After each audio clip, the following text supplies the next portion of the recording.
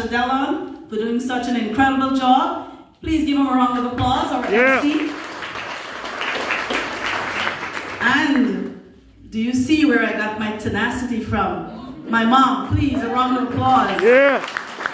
Thank you, Mom. And thank you to my husband and children and son-in-law, of course.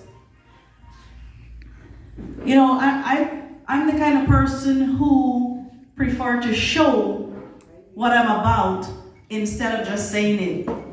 I believe actions speak better than words. As you stand in this space tonight, I don't know about you, but I've never seen a campaign office that looks like this. Do you agree? Yeah. Because, as I said earlier outside, this is about making history. And there are many people who actually are quiet because people have silenced them, have never given them a voice. And guess what? Because of our campaign, you have a voice. For the first time, women will have a voice. For the first time, people who've been silenced and quiet in corners will actually have a chance to bring out ideas and suggestions that they've never actually had a chance to do in the past. You know, as my mom said, I remember actually she was speaking, I reflected on a moment when my dad and I had a conversation. I'm not going to talk too much about him because that's an emotional subject. But when I was a kid, I was a teenager, and I was sitting watching a beauty pageant, and my dad said, "Why do you look so sad?" I said, "I really wanted to enter that contest, but I couldn't." He said to me, "Do you know who is the person who makes the most money in that beauty pageant?" I said, "Yes, the person who wins." He said, "No, that's not how you think as a business person. Do you know who's the person who makes the most money? The person who's the promoter, the person who's the organizer, the person who's signing the queen's check, the queen of the pageant check." I said, "Oh, I never even thought of it like that." He said, "Okay, so I'm going to show you what I mean." So he loaned me $10,000, and he said, "You always talked about hosting a show, so here's $10,000.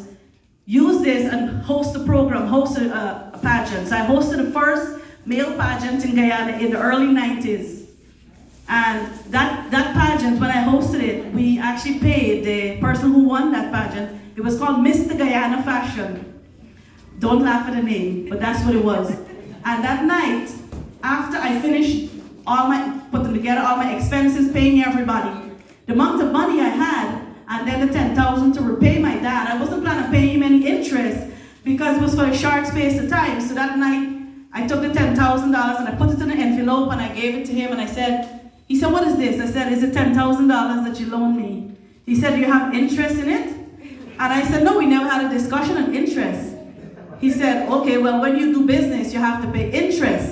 But because I was trying to teach you a lesson to let you understand who's the person who made the most money, I understood that message what he was trying to tell me. I was a teenager, but the message he was trying to really say is that you're in a position to make changes and power when you're at the top there. And each and every one of us, every person who is here tonight is a leader in different capacity. You're probably a parent, you're a mother, you're a wife, you're a librarian, you are, in whatever capacity you are, you're a leader. And that's why we have you here as part of this campaign, because we're about inclusion. A lot of times we hear exclusion, but this campaign really fosters on a lot of inclusion. There's so many people. The stage I'm standing on was built by a retired detective who is not a construction person, but who had a vision. When we came here, like Chantel said earlier, this space that you're standing on the floor was just a real, concrete space. The walls were all filled with holes, and I stood in this space and I had a vision. I had a vision of what I wanted the space to look like.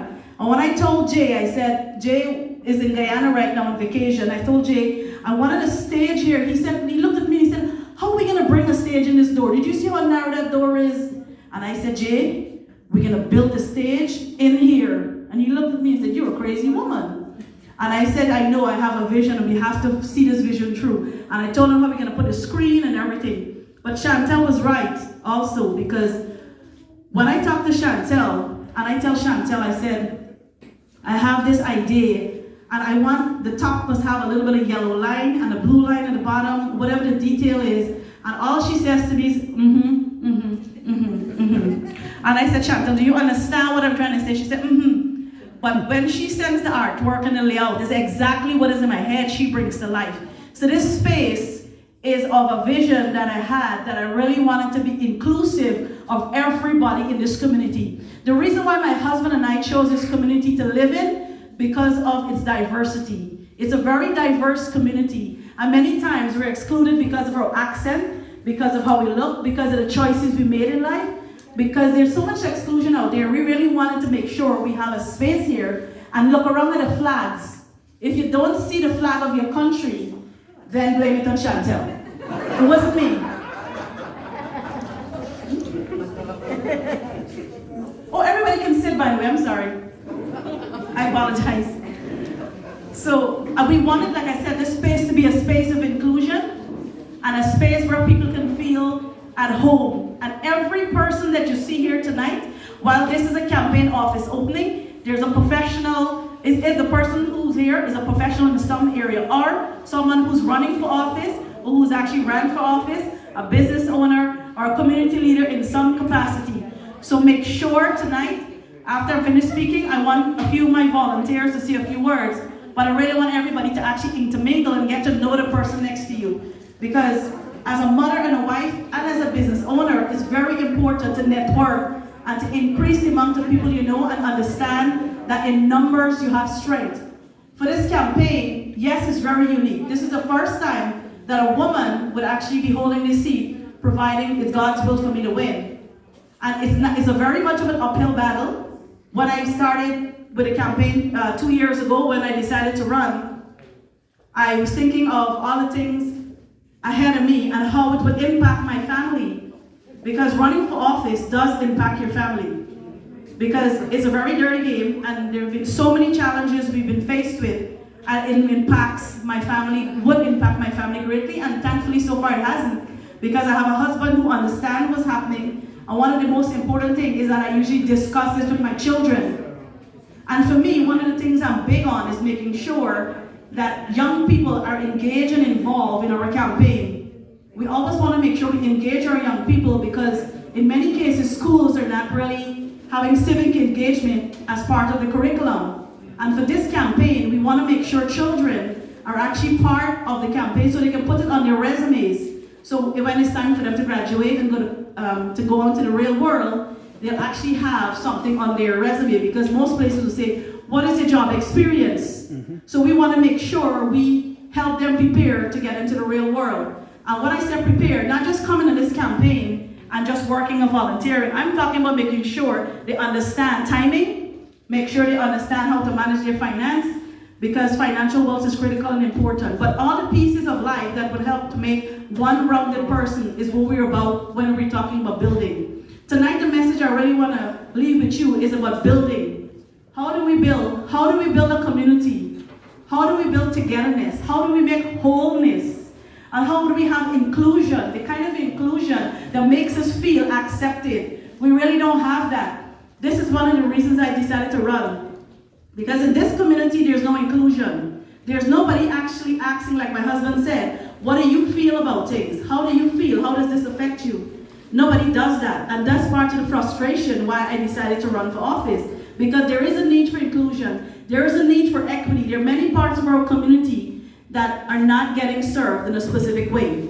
There's not a lot of love being spread in specific neighborhoods. So it's very important for the leadership who gets into that seat, like myself. I'm hoping that, like I said, if it's God's will, that when I hold that seat, that we actually understand the inclusion and equity part of it is critical, because many of us, and one of the things I want to leave here as well tonight is that many of us, especially from the Caribbean, we have a specific culture. We go to work, we come home, we eat dinner, we go to sleep, wake up the next day, go to work, come home, eat. We have that rotation.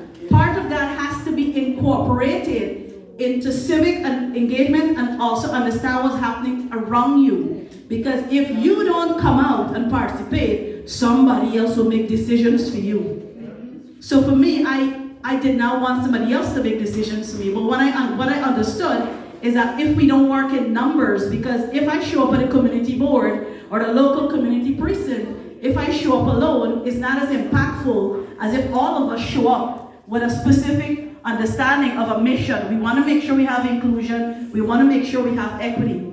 So in a nutshell, tonight I really want to thank you all for coming out. I wanted you to see, and most of you who are some of my volunteers who are here, we intentionally made sure that we kind of kept this a secret while we were putting it together, because we wanted to make it a surprise for everybody to see that the dividends is what you're standing in. Everything that you see here is from you, the people who've actually contributed to this campaign. You are the ones who actually did this. I have the vision, but you're the one who actually empowered me to birth it. And this is what has been birthed out. I don't know again about you, but I've never seen a campaign office that looks like this. And the last thing I'll say is one of the things we'll do start May 1st, we were using this space for community projects, community work. So instead of us, usually a candidate would walk around and say, hi, how are you? My name is Dimple Willabus, I'm running for city council. These are some of the things I'm running on. This is my platform, education, housing, the usual stuff. No, I'm not about the usual stuff. As you can see, there's nothing usual about me. So it's important for the people actually get a chance to speak. Children, our youth, we want to hear from you. We don't want to come and tell you what we're going to do for you. We want to hear your voice. We want you to come here and stand at the podium and get a chance to practice your public speaking as well. So this is a community space. Tonight is the beginning of what's to come. So we want you to understand that while you're here tonight, we want you to be able to do the work as well as leaders. Whether you're a parent, whether you're a mother, wife, cousin, whoever you are, you must know at least 10 people in the district. And just tell those people about the campaign to educate them on what we have planned. There's so much information on my website. Most of you, are on my social media or know of me. We want you to spread the word about the change and about the unity that we plan ahead. And I'm very proud and thankful that every one of you who took the time to come out to stand in this moment with me in history. I really want everybody to stand tonight and just say victory. Victory! Join me. Victory! 1, 2, 3. Victory! Victory! One more time. 1, 2, 3. Victory! All right. Thank you for your time. Yeah.